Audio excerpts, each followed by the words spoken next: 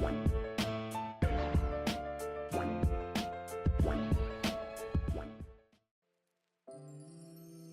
is up, everybody? Welcome back to Blerded Out. We got the new One Piece chapter 1144 just dropped. You know we're going to be talking about that. But we got some news from Anime Japan 2025 we're going to talk about. And not just One Piece news, some of the other news. I think there's a couple more animes that I have a personal interest in that I'm going to talk about for a little bit. But as always, if you have not come to the latest chapters or episodes, please know there will be spoilers ahead. Spoilers. Okay, let's talk about Anime Japan 2025 because we got some news, and I talked about this in the last episode where if it was big news, I was going to do a separate video on the main channel. It really wasn't that big of news. Basically, the anime's coming back. That's the big announcement. We all knew that, but they did a spectacular reveal of they did the new Egghead trailer where they showed some pretty interesting stuff. So before we get to the trailer though, let's talk about the lineup of the return of the anime. Because what they're doing is a special, I think it's like 80 minutes, that's basically a recap of Egghead so far. So the beginning of Egghead up until the point where we left off, there's going to be a special that's a recap of all of that. I imagine it's going to be similar to how they do specials like episode of East Blue, episode of this, episode of that. It might be like an episode of Egghead, maybe even episode of Egghead part 1, and they plan to do a part 2. But I'm guessing it's going to be something like that. And then they're going to do a 2-episode run. So episode, I believe 1123 and 1124 are going to run together back to back. So it's going to be like, what is that? 140 minutes, 150 minutes, a little over 2 hours of One Piece content being pumped out on its return, which is April 4th. They're also going to have a new opening and ending by, I believe, Green Boys. So basically just a bunch of new stuff coming out for the anime return.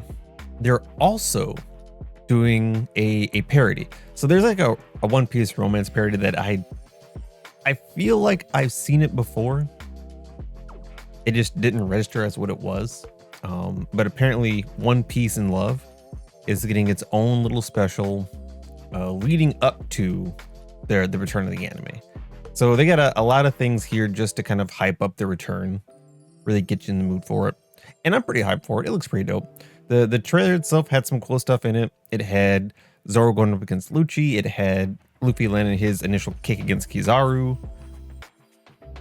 Both very big moments and both very talked about moments because with, Luffy versus Kizaru, there was always the questions of, is he using ACOG? Is he out here pumping out hockey? And in the kick in the trailer, it clearly shows him using hockey, which it may not be a big deal to certain people. A lot of people, like say power scalers, a lot of reviewers, always curious about when we're using hockey, when we're not using hockey, what type of hockey we're using. Those are all big questions. So seeing that, it's anime. You can't always take the anime as canon. But a lot of times the anime is used to clear up certain things that the manga doesn't have time to address properly. So a lot of people are going to take that as canon, which can change some debates about how that fight went. Of course, that's just a trailer to the entirety of the fight. They're most likely going to add some things. They're going to add some filler to it. That's what they do. They add filler to fights. Not that's a bad thing, but that's what they do. So that fight is going to be fundamentally different from what we saw in the manga. Also, if you're like anime only, that whole trailer kind of, it's a trailer. It's going to spoil things, but it's like, if you're an anime only and you've been waiting 6 months for the anime to come back and they present to you that trailer, that's like, well, you're spoiling some stuff. Like, I could see dialogue being spoiled, but like action sequences with Zoro versus Lucci and Kizaru versus Luffy in particular, I think those are things that you probably could have saved. I would have loved to have seen the initial clash in the episode, not in a trailer prior. This is going to lessen the hype a little bit, but it's still going to be hype. Some other stuff they talked about. Classroom of the Elite Season 4. I don't think I talked about it too much on the cast here, but Classroom of the Elite is one of my... It's hard to describe. I really like Classroom of the Elite. I know a lot of people say that I think it's the light novel, is leagues better than the anime. I haven't got around to reading the light novel, or if there's a manga version, I haven't got around to reading that. I just watch it. And I mean, I enjoy it plenty that way. But ever since this dropped, this has been on like my, when it comes out, I got a watch list. Not that it's, necessarily the most popular when it drops or anything like that. It's just one of the animes that I'm like, yeah, I gotta catch that. I will catch that. Which is somewhat rare for me. Like there's always animes that I want to watch, don't necessarily get time to. There's animes that are hype, I don't necessarily care about.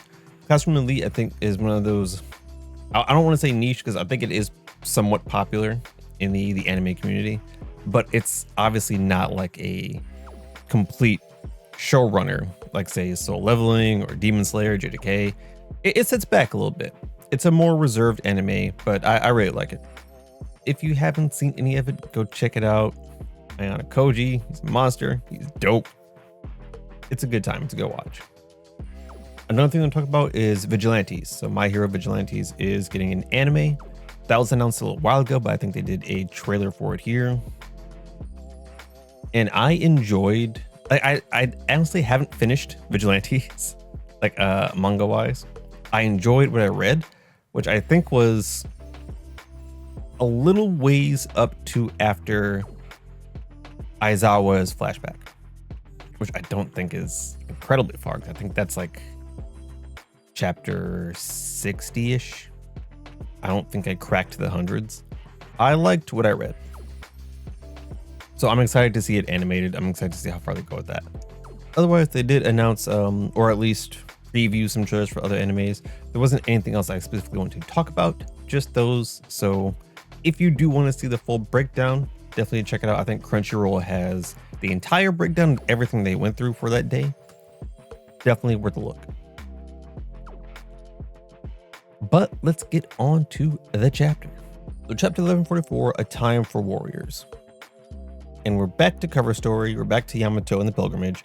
Now, Yamato has taken out all of the who's who pirates, or however they may be calling themselves, and saved the women and saved Minamoto, that's his name, the carpenter. I think in earlier cover stories, there was a picture of Minamoto that was like a tribute, or like basically they were alluding that he was gone, either dead or missing, because they couldn't find him. And apparently he had been kidnapped. I'm guessing he's the one who built who's whole facility here. That's why they kidnapped him, because he's a carpenter. And I'm assuming we're going to dig deeper into some part of his construction lore. There's got to be some reason for introducing him back via cover story. Also to note, Ulti and Page 1 are not in this particular cover story. My guess is that in the next one, there's going to be an interaction between Yamato and Ulti, in which Yamato probably gives Ulti an ultimatum on releasing her or not. Where it's like, I saved your brother. If I'm to release you two, you guys got to work with me. You got to be good. And I'm assuming since Yamato saved Page 1, Ulti is going to be okay with that. Also because of the other things I mentioned, where it's like Yamato is technically Kaido's kin, and Ulti is also technically Kaido's kin, especially because of the information we got about Hanafuda and basically how he gave his kids to Kaido, this, that, and the other. Basically, I feel like we're setting up for a team up. It's just taking its time. Into the chapter itself, we're back with Frankie and Ripley, and they end up running across this facility. It's an ancient, like, robotic facility almost, or at least that's the vibes it gives. I don't know if anyone's ever played Nier Automata. It gives me Pascal's Village vibes, where like even the top of the facility looks like a robot's head. But it's this really old facility that looks very similar to Vegapunk's in Baltimore. And Ripley brought Frankie here because he's a cyborg, and she's like, yeah, I figured this would be interesting.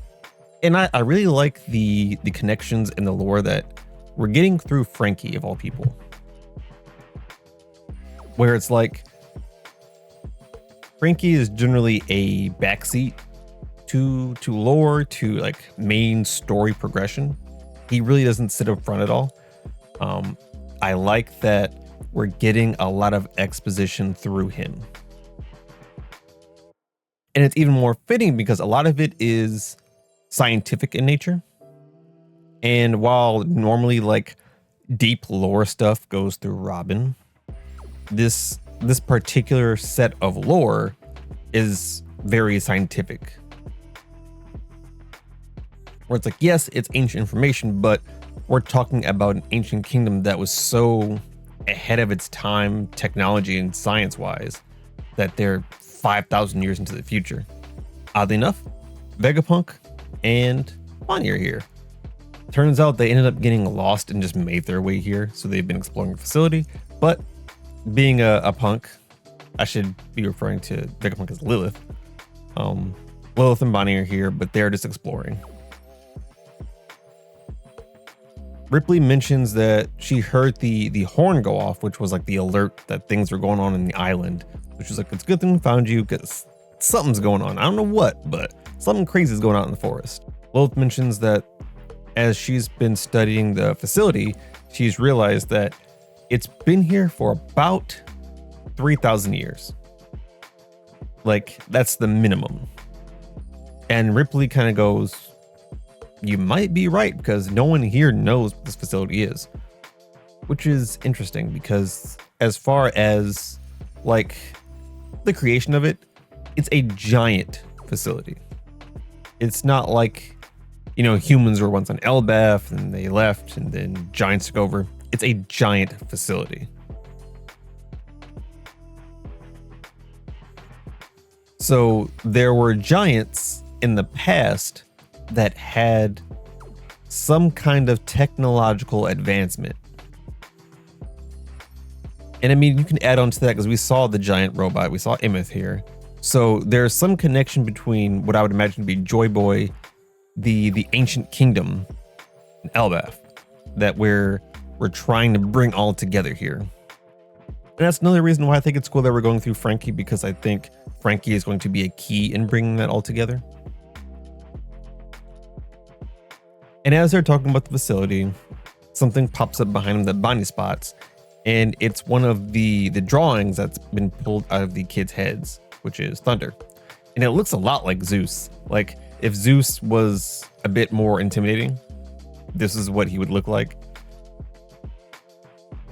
And it almost made me wonder if one of the kids had basically created this based off of Zeus. But I don't think that any of them would really have knowledge of Big Mom, considering that all of the kids are like, they're older because they're giants. But as far as like having knowledge of Big Mom, that information was basically hush hush. No one really talks about Big Mom, and it would have to be like Hydrudan aged people that knew about it. So. And they're obviously all shocked. Ripley even mentions that that's not something that normally exists in Elbaf, so they should be concerned about it. And then we cut back to the town, the Western Village, and they have the Draugr there. And the Draugr in the last chapter took out the firemen, the fire giants that were going to put out the fire. So now they're getting ready to square up with it.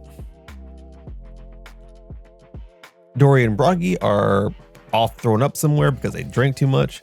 So you just got the rest of the giants basically squaring up. And it's funny because Brooke mentions that it's basically a giant version of him, that's hilarious. And what I find like personally hilarious about it is that I keep seeing the giant skeleton, and they keep referring to it as a Draugr. And I'm like, that looks just like Brook, but it doesn't. It really doesn't look like Brook. It's just a skeleton. But like the connection just keeps happening. Like every time I see that, I think of Brook. But some of the giants end up picking up the rest of the Straw Hats and basically taking them out of harm's way. Even though realistically, I think the Straw Hats will put up a better fight than most of these giants here. Just saying. Especially like we have Jinbei here. I think Jinbei would be able to do a lot more than some of these giants. But they're guests. They're trying to treat them as guests while still defending their village. I understand it. Even Colin wants to fight, but obviously as a kid, they're like, nah, you can't be up in here. They treat him kind of harshly though, which is weird. Like one of the giants just shoves him off instead of being like, no, we don't want you to get hurt or anything. They're just like, nah, you're a kid, get out of here. And just shoves him. And he even mentioned that he's Scopper's son, and like, well, that doesn't make you Scopper. And then they shove him. I'm like, what? He's a kid. Like, chill out, you unnamed giant. And in the midst of all this, Nami reaches out to Jarl and tells him that basically they've been withholding some information. So they give him the updates on the Gods Knights that showed up at the castle. And they're getting this from the two giants that got knocked out. They're still bandaged up, but they're giving him the rundown. And I like the introspection and the detail that Straw Hats give to the giants, because initially, as the giants are talking about what happened, Jinbei is like, okay, well, if you got taken out by some strange abilities, like some strange powers, that usually means it's a devil fruit. You know, if you don't really know what happened, it's safe to say there was a devil fruit in play. And then Jarl gives them the command to like say, okay, go ahead, look out for these two random people. They're not Straw Hats, they have abilities. And then Brook steps in and says, are you sure it's only two? The amount of chaos going on means there's most likely more than two people here, which is really good insight from Brook. Like I said, I like this. I like the Straw Hats being able to critically think about a situation and provide support even though they're not fighting. Nami is naturally upset because they're putting kids in harm's way, and you know that's Nami's trigger. So she wants to throw hands. Usopp wants to fight, which is nice. I like seeing Usopp want to do something. Even though he's talking a little bit quieter, he still wants to be out there doing something. But the giants, of course, don't want their guests getting involved, so they push him to the side. They head out to take care of it. But as the Straw Hats are trying to decide how they can help, they see Colin. He's trying to load up his own little ship and take like some weapons and stuff and go. And initially he thinks that they're going to stop him, because he sees him, he's like, I've been caught. But realistically, they just want to ride because they want to go out there and fight too. I'm slightly worried because their goal is to go fight the intruders, which are the Gods Knights. I think the Gods Knights are a bigger problem than the giant, imagination drawings. And they're taking Colin there. Not that, I know Colin's a giant and everything. I don't think he is ready to fight Gods Knights. That could be a problem for him. And speaking of Gods Knights, we cut over to them, and they're basically listening to the radio signals, listening to the giants communicate, and they're just watching all the chaos. Like, they haven't moved from the spot last time where they were having like dinner and stuff. They're literally just vibing. Gonko literally has headphones in. And this is a really cool, it's not even like a big detail, it's just a cool callback. So she's listening to music, and she says that she's listening to New World, which is Brook's song. So she's listening to Brook on headphones, and the headphones are called TDs. And TDs are what Brook was selling way back in Return to Sabondi after the 2-year time skip. That's what his company was selling that when he was like working for them. And I'm pretty sure TDs are like, they're headphones, but I think they're based off of tone dials. So like, Gunko is a Brook fan. And I can't tell if she's like a fan, but not necessarily a fan of Brook as a person, because he's a Straw Hat, and she mentioned last time that, Emperor Straw Hat's here, or if she's just like openly a Brook fan. It would be really cool if she was just openly a Brook fan, and then she met him and she's like starstruck. Like, I know people want the Gods Knights to be like completely serious, like these monsters, these intimidating threats. I would love if she was just awestruck over Brook. Like, so much so that she wants his autograph over fighting him. I would love that. And we get a little bit more personality from Summers and Killingham as well, because Summers wants to have a singing contest. Like I said, last chapter, he's about the vibes. He be chilling. He be having a good time. And he's judging Gunko's choice of music. And Killingham's like, nah, let her listen to what she wants.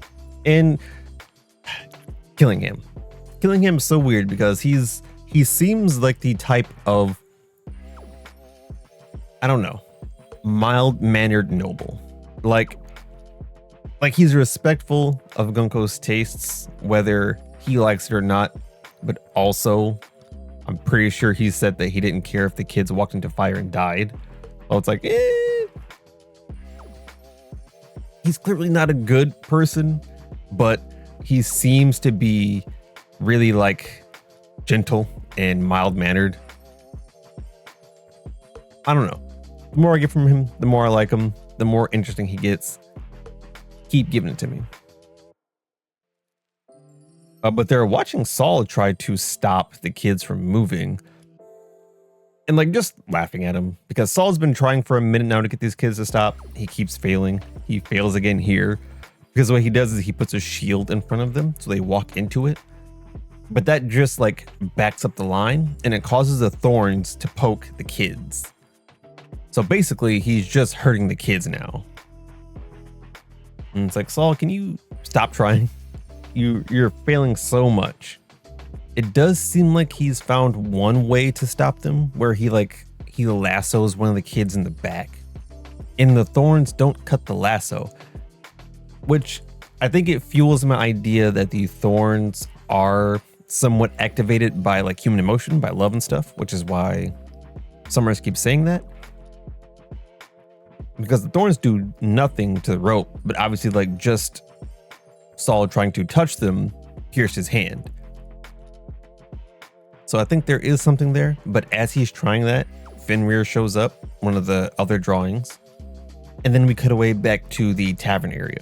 It looks like they have taken out the Draugr, the giant skeleton. And it looks like we even have some damage on our side. They got a bunch of injured people. They got someone collapsed on the floor right now, but they took out the Draugr. And as soon as they do that, Nidhogg comes up, the giant dragon, starts breathing electric fire. And at this point, Dory and Broggy back up in action. They Hukaku sovereignty, blast the dragon through the gut. And I think we have cleared out 3 of the drawings so far. We got Jormungandr, we got Nidhogg, and we got the Draugr. I think that leaves like the Thunder, that leaves that dude's mom. The ghost, I believe, is still in action. I think there's one more still in action. There was a bear, I believe. So they've taken out quite a few. They still have a lot to go. But I'm guessing it's going to get a lot easier because Skopper has pulled up to the party. So we got Dory, we got Broggy, we got all the pirates, and we got Skopper. So we about to clear out these giant drawings here. And I think we're going to see some cool stuff from Skopper. That's what we're setting up to here.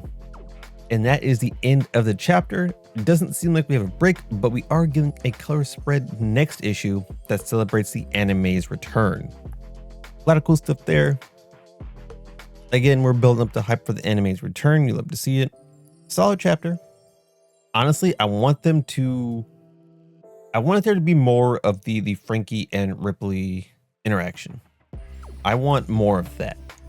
Give me like half a chapter on that.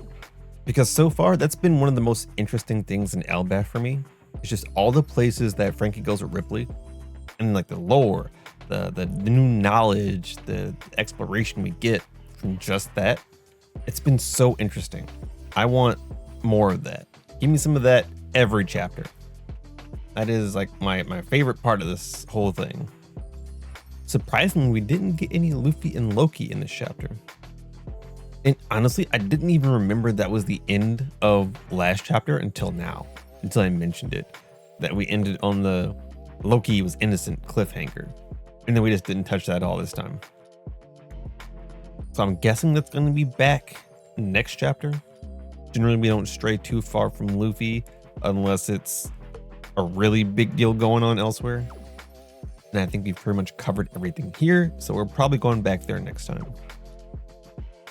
But yeah, this was mostly a setup chapter. We're setting up a few different things here. We have Dorian Broggy coming back with Scopper, so we have that entire fight sequence happening. We have Loki, Hydruden, Lore getting ready to drop that. That's going to be happening. And then we have Colin and the rest of the Straw Hats meeting up with the Gods Knights, so that's going to be happening. Those are kind of like the three main points we're looking at. I think next chapter is going to focus heavily on the Scopper one and then the Loki one. Like that's what next chapter is probably going to be about. I'm hyped for it. Let me know what you think down below. Don't forget to like, comment, subscribe. I'll catch you in the next one. Peace.